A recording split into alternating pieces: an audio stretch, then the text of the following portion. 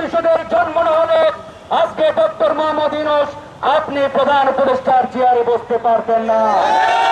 এই গণ অধিকারের কারণেই আপনি আজকে সরকার প্রধান, আজকে আপনি ইন্টারিম সরকারের প্রধানের চেয়ারে বসেছেন। কিন্তু আমরা অবাক হয়ে লক্ষ্য করি আপনি ওই চেয়ারে বসে যে ধরনের আচরণ শুরু করেছেন, এই আচরণ কোন অংশেই খুনি হাসিনার থেকে খুব একটা ব্যতিক্রম আমরা লক্ষ্য করছি না।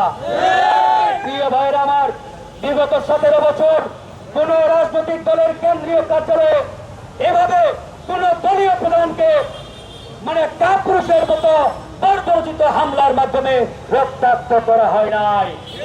আমরা হাসিনার আমলে দেখেছি বিএনপির কেন্দ্রীয় কার্যালয়ে পুলিশ দিয়ে ভাঙচুর চালিয়েছে, কিন্তু কোন নেতাকে সেই কেন্দ্রীয় কার্যালয়ে পিটিয়ে রক্তাক্ত করে নাই।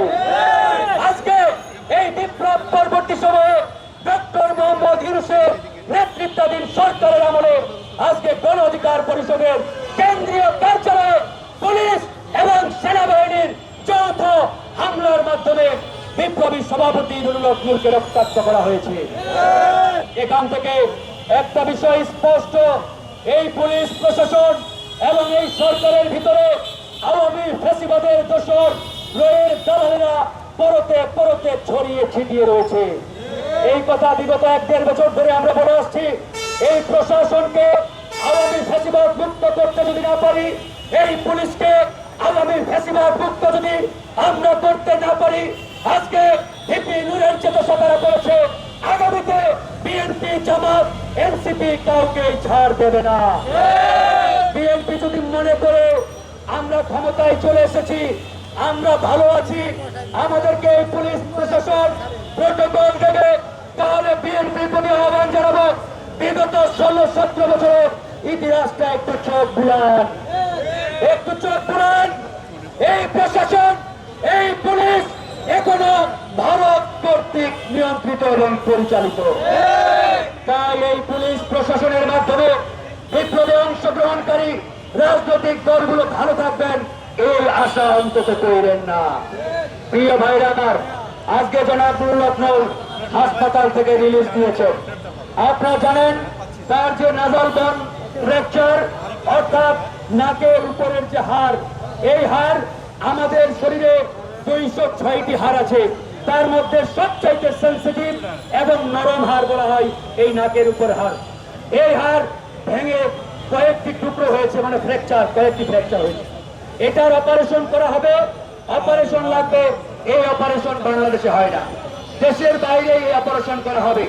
আমরা প্রধান উপদেষ্টাকে জানিয়েছি যে ভিপি নুরুল হক নূরের একাধিক জটিলতা দেখা দিয়েছে, তার লিভারে জটিলতা দেখা দিয়েছে, তার আপনার এই ডান পাশে যে মাসেল, এই মাসেলেও ফ্র্যাকচার দেখা দিয়েছে।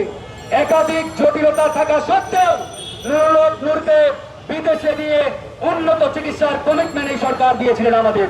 সবাই আপনারা দেখেছেন ডক্টর মোহাম্মদ ইউনূস ঘোষণা দিয়েছেন অনতি বিলম্বে স্বাস্থ্য মন্ত্রণালয় যাতে তাকে বিদেশে নেয়। কিন্তু আজকে আমরা এই সরকারের যে টালবাহানা, যে গরিমসি, যে প্রতারণামূলক কার্যক্রম আমরা দেখছি, আমার মনে হচ্ছে সরকার চাই না ভিপি নুরুল হক নূর দ্রুত সুস্থ হোক। কারণ এই নূর সুস্থ হলে ভারতের যে পরিকল্পনা, রয়ের যে পরিকল্পনা, আগামী নির্বাচনে জাতীয় পার্টিকে তারা অংশগ্রহণ করাবে এবং প্রধান বিরোধী দল বানাবে এবং জাতীয় পার্টির মাধ্যমে হাসিনাকে ফিরিয়ে আনবে এবং আওয়ামী লীগকে এই বাংলাদেশে আবারও তারা পুনর্বাসন করবে। এই পরিকল্পনা ভিপি নুররা সুস্থ থাকলে বাস্তবায়ন হতে দেবে না। ভারতীয় পরিকল্পনায়, এই পুলিশ প্রশাসনে রয়ের দালালদের পরিকল্পনায় এই সরকার চাচ্ছে না জনাব নুরুল হক নূর অতি দ্রুত সুস্থ হোক। এই জন্য তারা চাল বাহানা শুরু করেছেন। কখনো বলছেন সিঙ্গাপুর, কখনো বলছেন চায়না, কখনো বলছেন অমুক জায়গায় তমুক জায়গায়। এই যে ভণ্ডামি, প্রতারণা কেন করছেন আপনারা?